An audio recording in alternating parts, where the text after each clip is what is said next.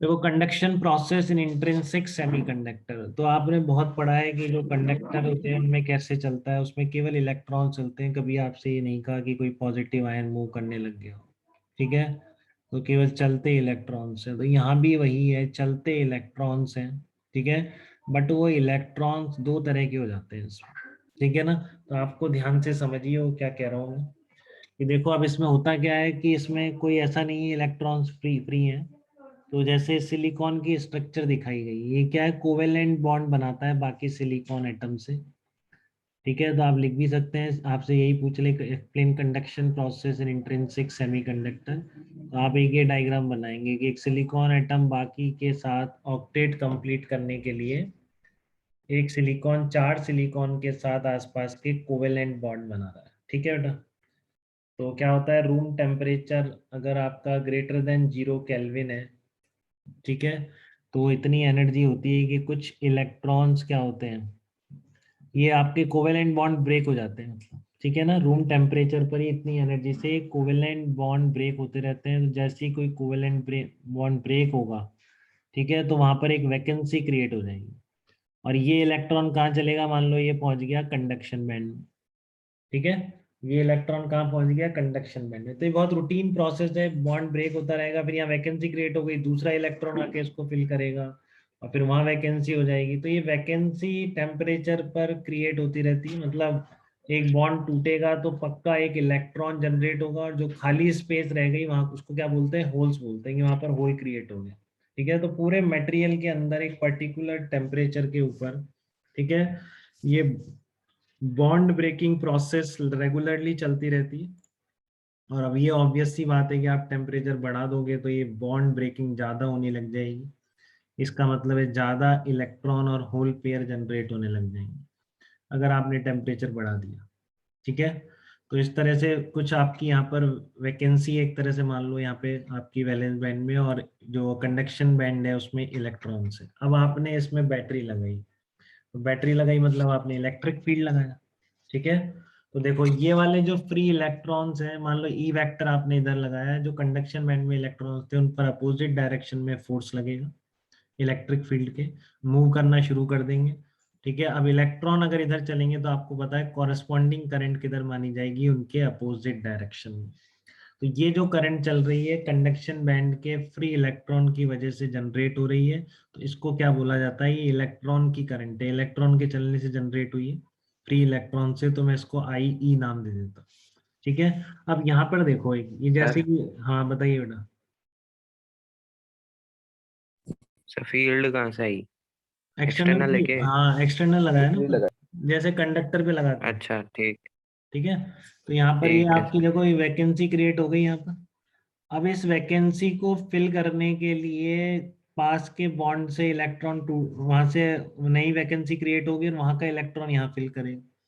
ठीक है, और फिर वहां पर वैकेंसी हो गई, अब उस वैकेंसी के लिए फिर एक बॉन्ड टूटेगा और फिर वहां पर इसको फिल करेगा। तो ये जो फ्लो चलेगा, ठीक है ना, ये भी क्या है, ये इलेक्ट्रॉन्स का ही फ्लो चल रहा है, वही इलेक्ट्रिक फील्ड के अपोजिट डायरेक्शन में फ्लो हो रहे हैं।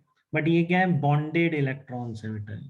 ठीक है, ये इलेक्ट्रॉन्स क्या है, जैसे यहाँ पर वैकेंसी है तो इलेक्ट्रॉन्स को फिल करने जा रहा है, यहाँ पर वैकेंसी है, अब ये क्योंकि इलेक्ट्रिक फील्ड लगा दिया आपने तो इनको भी एक ऑर्गेनाइज डायरेक्शन मिल चुकी है। ठीक है, तो यहाँ वैकेंसी होती है, इलेक्ट्रॉन आया, फिर वहां वैकेंसी क्रिएट हो गई। ठीक है, तो जैसे ही यहाँ से इलेक्ट्रॉन निकल गया तो उसको क्या बोल रहे हैं, जैसे यहाँ पॉजिटिव चार्ज क्रिएट हो गया। ठीक है, फिर दूसरा इलेक्ट्रॉन इसको फिल करेगा तो ऐसे मान रहे हैं कि वहां पर एक पॉजिटिव चार्ज क्रिएट हो गया। ठीक है, तो आपको कैसा लग रहा है कि इस डायरेक्शन में एक पॉजिटिव चार्ज फ्लो हो रहा है। ठीक है, फिर से सुन लीजिए, कोई पॉजिटिव आयन मूव नहीं कर रहा, इलेक्ट्रॉन्स ही मूव कर रहे हैं, बट इस इलेक्ट्रॉन, ये फ्री इलेक्ट्रॉन्स हैं, ये बॉन्डेड इलेक्ट्रॉन्स की मूवमेंट है।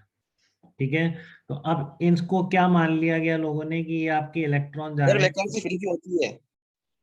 आवाज नहीं आ रही बेटा आपकी। वैकेंसी फिल क्यों होगी इसमें? आपका ये इलेक्ट्रिक फील्ड लग रहा है ना, इसकी वजह से हो रही है, और ये डिफ्यूजन प्रोसेस होती है, कहीं इलेक्ट्रॉन की कमी होती है तो वहां भागते हैं इलेक्ट्रॉन। ठीक है ना, एक तरह से पॉजिटिव चार्ज है तो खींच रहा है इलेक्ट्रॉन्स, ये समझ लीजिए। ठीक तो है, अगर एक्सटर्नल फील्ड नहीं तो वैकेंसी फिल नहीं होगी ना? ये एक्सटर्नल फील्ड से इलेक्ट्रॉन को डायरेक्शन मिल गई है, एक डायरेक्शन में फ्लो होने लग गए इलेक्ट्रॉन। ठीक है, बाकी यहाँ पर वैकेंसी है तो वहां पर इलेक्ट्रॉन जाएंगे, एक तरह से वहां पे कमी है इलेक्ट्रॉन्स की, ठीक है, तो उसको फिल करने इलेक्ट्रॉन जा रहे हैं, फिर कमी यहाँ पे जनरेट हो गई, फिर इलेक्ट्रॉन फिल करने जा रहे हैं, ठीक है हर्ष? तो ड्राइविंग फोर्स है यहाँ पे, क्या कह रहे हो?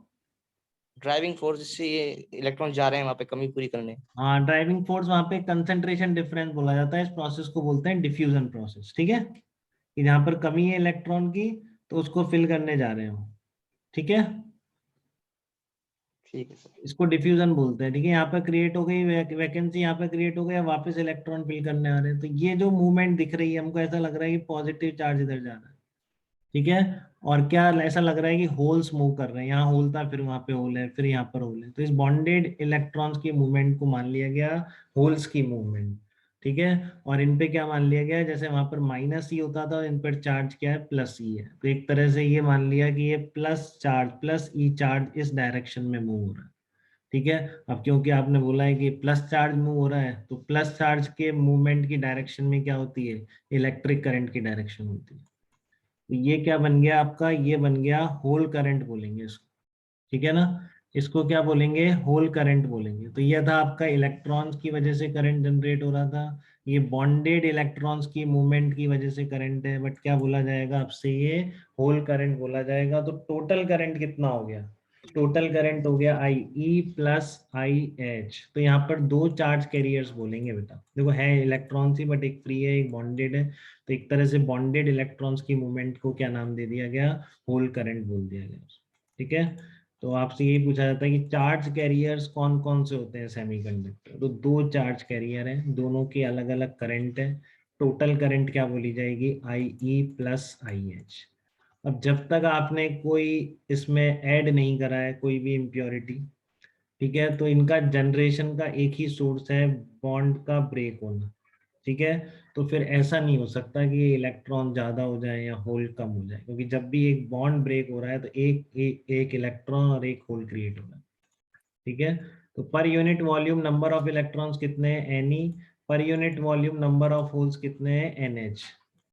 तो सारे निकल जाएंगे तो ही तो होगा NH। हाँ, n e is equal to n h हमेशा रहता है आपका, ठीक है, किसमें, इंट्रिंसिक में, और इसको एक नाम भी दे दिया गया इंट्रिंसिक कैरियर कंसंट्रेशन, ठीक है।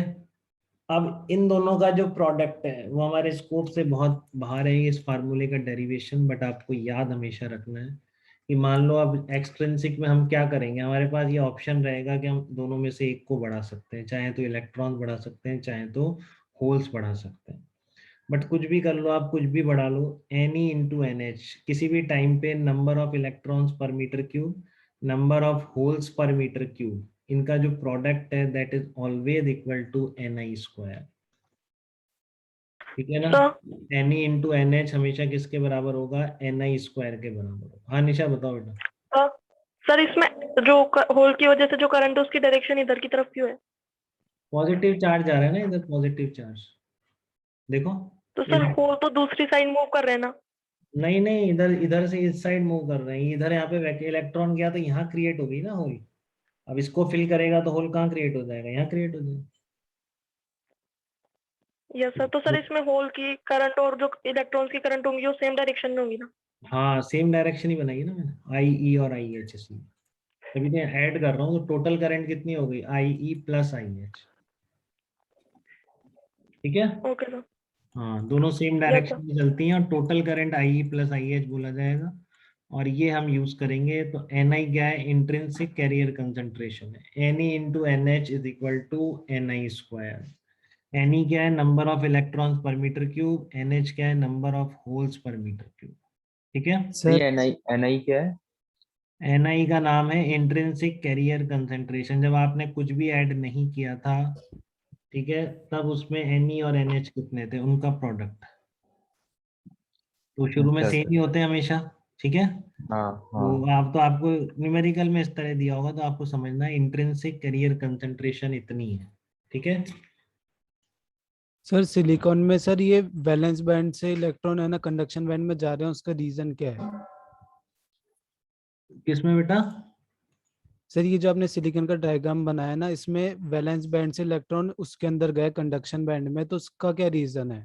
अरे एनर्जी मूवमेंट आपको जो शुरू में जो बताया था कि एनर्जी बैंड गैप है, अगर एनर्जी कम हो, रूम टेम्परेचर पर इतनी एनर्जी अवेलेबल है कि एनर्जी बैंड गैप से ज्यादा है तो हो जाएंगे बस, इसके अलावा कोई रीजन नहीं। तो अपन नहीं मान के चला है कि वो एनर्जी उससे रिक्वायर्ड एनर्जी से ज्यादा है। हाँ रूम टेम्परेचर पर तभी वो, और वो पैरामीटर भी तो दिया है आपको 3 इलेक्ट्रॉन वोल्ट का।